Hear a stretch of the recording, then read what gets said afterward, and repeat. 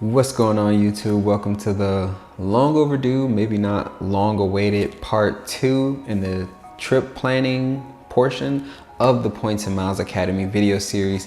And in this part 2, I'm gonna go through all the steps that I would take in an example trip to Australia specifically. And I'm gonna show you all the things that I would do in trip planning, specifically with airfare because hotel is a little bit simpler.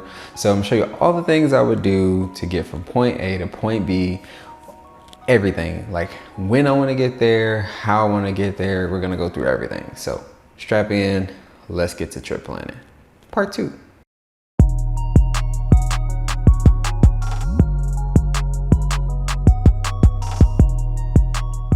What's going on, YouTube? Welcome to Mike's Travels and Cents, where I'll go over points and travel strategies, and more importantly, how not to go broke while enjoying it all. If that sounds good to you, consider subscribing to the channel so you don't miss out on future content like this. And if you found some value in this video, drop me a like to let me know. But with all that out of the way, let's get into the video. And I mean right into the video, because this probably will turn out to be a longer video, so I don't want to waste a lot of time. So let's just get straight into it. Step 1, destination. So for this example trip, let's say I want to go to Sydney, Australia, and I'm currently trying to be flying out of Shreveport, Louisiana, or an airport that's viable enough for me to actually drive to. And this is very important because different aircraft fly to different airports and on different days and all that stuff. So you want to know exactly what your point A's are, or potential point A's, and what your potential point B's are. So know the destination. Now we've got that figured out.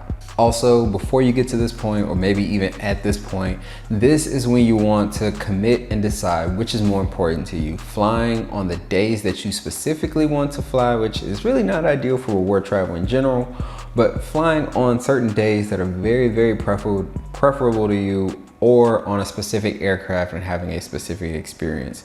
It's rare that you can get both perfectly, so you have to make a decision which is going to be your priority. Now, for me, I'm all about the experience, so that's my priority. The dates are a little bit more flexible in this example for me. So doing a quick Google search, and I see that flying into Sydney International Airport is pretty much my best bet as far as flying into Australia. Now, the tricky part, or not tricky part, the part that really varies is where am I going to be flying from. So Shreveport Regional is the closest airport to me, but that's a regional airport, and it's not always ideal to be trying to, use your reward stuff from regional airports for a lot of reasons. But so Shreveport Regional Airport is the closest airport to me, relatively short drive. But I'm also willing to drive to a couple other airports, specifically Dallas Love Field, Dallas Fort Worth, which is another international airport, and George Bush, basically the airport in Houston. So all those Texas airports I'm willing to fly from. So boom, we got that figured out as well. So as I mentioned earlier, I'm gonna be prioritizing my experience in this example. So that's one thing out of the way. The next thing is as far as dates. So for this flight or trip example, let's say I'm looking to fly around the 23rd of September in 2021 and return in the following week, roughly.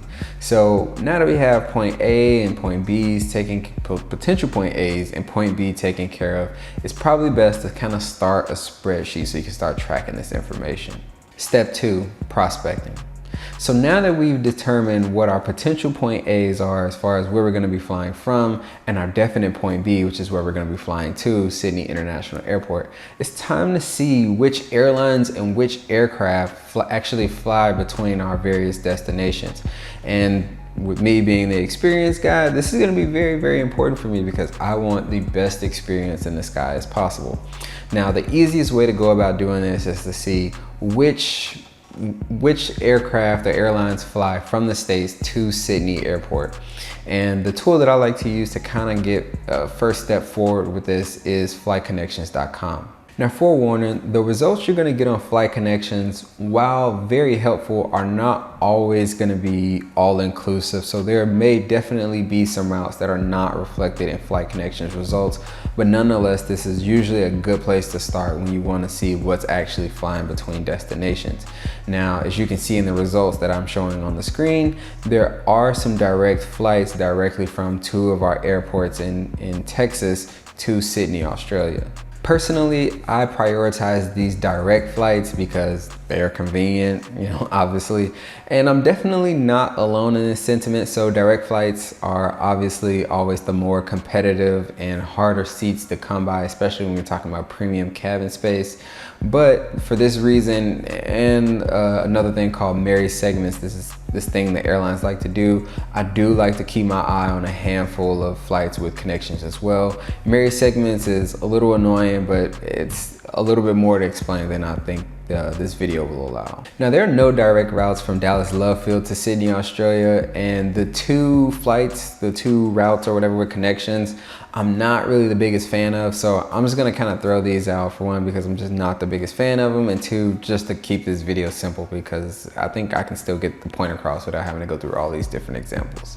Lastly, if I were to fly from Shreveport Regional Airport, I would then have a connection either Houston or Dallas, and then basically hop on those flights that have direct routes. So that's the other option. Step 3, dreaming. So now that we know what's actually flying and we've got an idea of what airlines are actually flying from the airports we're actually willing to drive to get us to Sydney, it's time to start seeing what's going to give us the best experience, in the sky. But before we do let our imagination run wild, we have to see which aircraft are actually flying on these routes. And this is very important because not every aircraft has the same first class or even business class experience. So you definitely want to take some time and see what these aircraft actually look like with the mode of transportation you're planning on taking. So whether it be first, business, or even economy or economy plus, because economy plus or business on one aircraft is definitely not the same on all. You want to do this by looking up the airline, the route that you're planning on flying, and your travel dates. And you can do this on Google Flights, the airline itself, or any other OTA. It's important to include dates because some aircraft only fly on certain days. And as you can see, as I mentioned earlier about flight connections, it's not always accurate. I also found some flights from Japan Airlines, Delta, Qatar Air, and Korean Air. And for a departure from Houston, there are quite a bit more options. United offers a nonstop flight. There are also flights from American, Air New Zealand, Delta, and Qatar Airways. And from Shreveport, the only flight I would really entertain is connecting through Houston and putting me on the aforementioned United flight. Do the same process for your return flight, but for the sake of this video, and I think you all are getting the concept, I'm not gonna do a return flight, but you would just do the same thing in reverse. So from Sydney and back to whichever airport you flew in from, or potential airports you would be willing to fly in from. So that's that. At this point, you definitely want to make sure you're keeping track of your spreadsheet and filling in all of the information that you have. And at this point, this is what mine looks like. Step 4, the cost. Now that we've finished our window shopping and we can practically taste those premium in-flight meals, it's time to snap back to reality. And this means doing a little bit more digging to see what these flights are actually going to cost us. At this point, this is where some airlines can straight up be ruled out. And this is due to things like outrageous fuel surcharges that can make, this being an award redemption almost feel like not so, rewarding. There's also the fact that some airlines charge their reward points based on distance and others are region based. And this is going to vary from trip to trip, which is actually going to be more beneficial to you. So if it's distance based, if you're traveling a short distance, then obviously that's going to be probably a lot better if you're traveling a short distance. But if it's region based, then sometimes traveling a longer distance is the best time to use that kind of reward chart with that airline. There's also the fact that some airlines, and I'll use ANA as a prime example, have set up their awards program so that you can only book award flights as round trip, and for obvious reasons this can be very restrictive. But fortunately, you don't have to do a lot of digging through award charts and all these Google searches and everything, because if you watch part 1, you'll know that one of my favorite tools for trip planning is actually using blogs. And this is because a lot of blogs pretty much have all the consolidated information that you'll need for trip planning. And this cuts down a lot of time and a lot of energy when it actually comes to seeing what your best option is for planning your trip. A simple Google search yields a gold mine of information. And as you can see, Upgraded Points is definitely one of the favorite blogs of mine. There's also the Points Guy, who usually has pretty reliable information when it comes to trip planning. One thing you definitely want to pay attention to is the date of publication, because award programs are anything but static and they're always changing. So you definitely want to make sure that whatever blog you're looking into has very, very recent information, because the last thing you want to do is be making point moves off of outdated information. And the ultimate point here is just not to reinvent the wheel when the information is already out there and consolidated in a very convenient way. Two big words of caution when utilizing these blogs for information is, one, make sure that the points you're looking at are either for round trip or one way, because they're not always consistent with the information that they're presenting, whether it's one way or round trip. So pay attention to that. There's also making sure you pay attention to what fuel surcharges are being charged for certain redemptions, because again, as I said earlier, that can make the difference between, you know, this looking like a good option or just completely ruling it out. Now, as convenient as blogs make this entire experience, you will probably have to do some manual searches for a few of the airlines. United being a prime example, since they have unfortunately moved on to dynamic pricing, so you can't really capture what that award cost is going to be in an award chart anymore. And at this point, when doing these solo searches, you may actually find some more flights that you can then add to your spreadsheet. For example, I was only able to find that direct Qantas flight from Dallas Fort Worth when searching on American Airlines. It didn't even show up in Google Flights. So again, this is definitely going to be beneficial for you to do some of these kind of solo searches just to, you know, do a sanity check. But it also goes to show that even though Flight Connections is not always reliable, usually the information it's presenting is accurate. So there you have it. That's pretty much trip planning in a nutshell. And while I definitely think this is decently thorough, I know there's a good chance I've probably missed something. So go ahead, send those questions in the comments down below, and I'll definitely do my best to try and answer them as quickly and in depth as possible. So feel free to reach out on that.